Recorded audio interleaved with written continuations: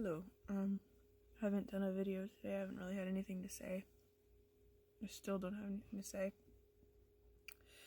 I've been reading about other people who take Ursodiol who have missed doses, and apparently it's a thing where you get the fatigue when you don't have it. I'm still not feeling my best, but I've taken 2 doses consistently. I woke up late this morning, so I have to wait a little while longer to take my afternoon dose. And I'll probably be up late, so I'll take the night dose pretty late, but not so late that it'll affect my morning dose. So I'm thinking probably in another hour, I'll take my second dose. And then at 1. And then at 9. And that should be okay.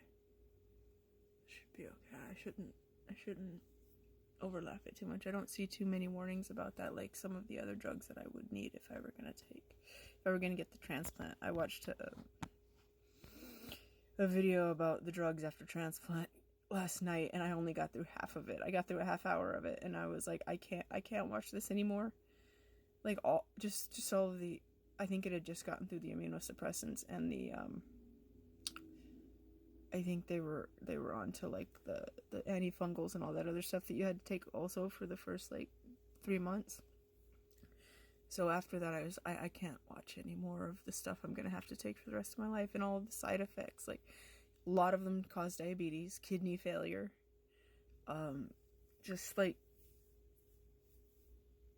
horrible side effects for these drugs, and I have to take them forever. And not only do I have to take them forever, but they're going to blood test for them every time, and they're going to blood test a lot. So I'm like, please God, I don't believe in God, but I'm just saying, universe, any force,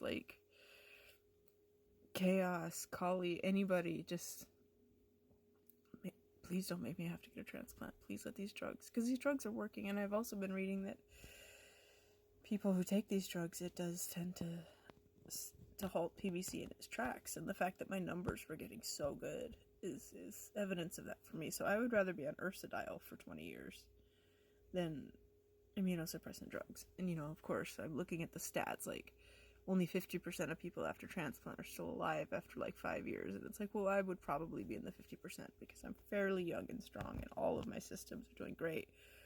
But I don't want to be I don't want to spend the rest of my life fighting diabetes and neuropathy and everything, just the second half of my life just being sick all the time. I don't want to do that. I don't want to live that way.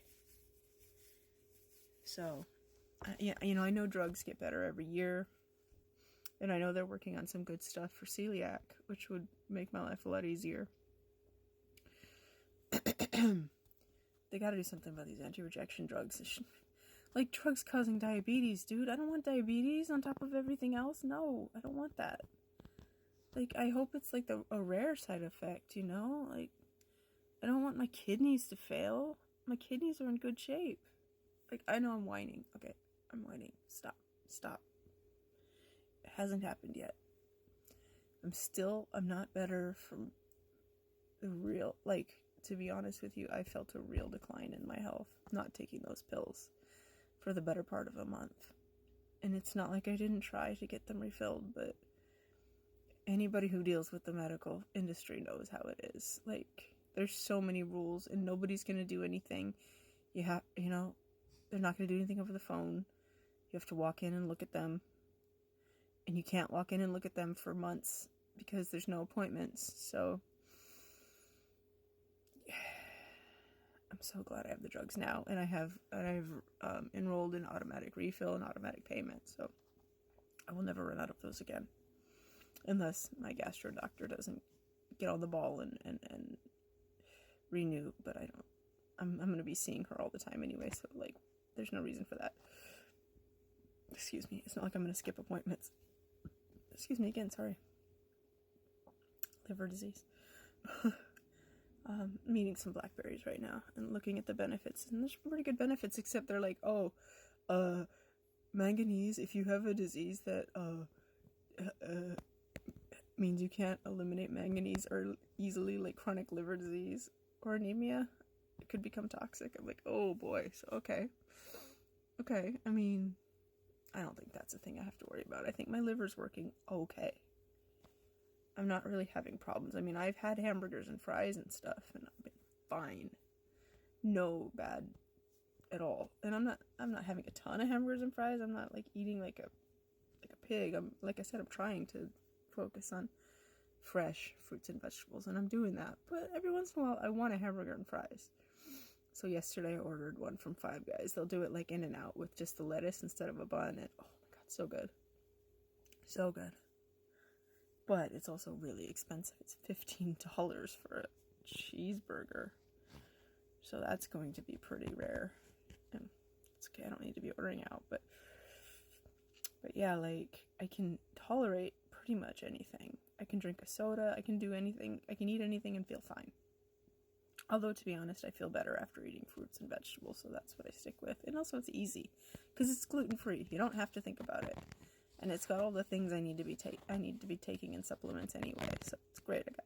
Right now, I have one mango, I've got some kiwis, Gala and Granny Smith apples, carrots, blackberries, raspberries, strawberries, green grapes, blueberries, sunrise medley potatoes, and those are the things I eat like as my little snacks throughout the day. Oranges, I have navel oranges, yeah, but they're running low because we seem to be really eating them a lot. But I have to have a lot of vitamin C because my gastro's like, well, if you're having trouble with your iron, then take it with vitamin C. So I'll have some orange juice, or I'll have an orange, or I'll take it with my multi, because I gotta start taking iron again, as much as I hate it, because the side effects from that are bad. But I'll deal with it. I mean, it's important to not have anemia anymore. So I'm still fatigued. I still slept late. I talked to my brother, and my dad's not doing well, and there's nothing I can do for him or my mom. It's a bad time. This is a really bad time. I can't, even if something happens to him, I'm tied up for years. I can't go anywhere.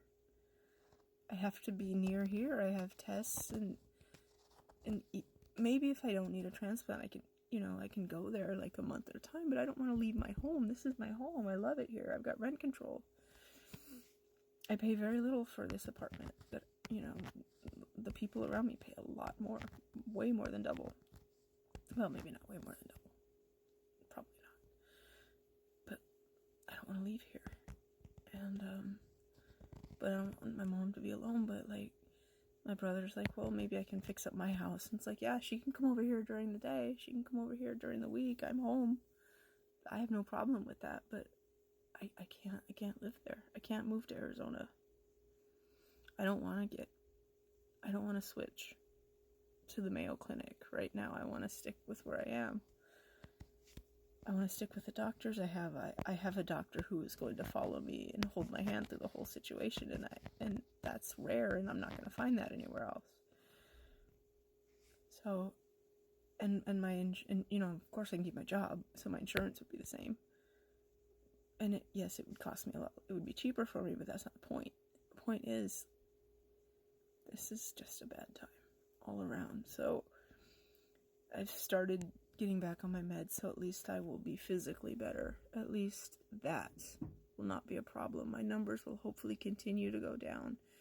I will not need to get a transplant anytime soon, for years, if ever. And we can figure something out. And maybe my dad will be okay, but he's 77 years old. I mean,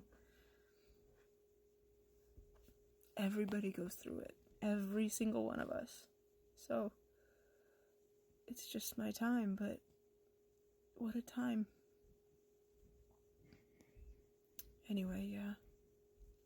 I've managed to babble for almost a full 10 minutes. Again, I think this is just gonna be a thing. I think I've just gotten comfortable babbling, so. Anyway, thank you for watching, and I'll talk to you soon.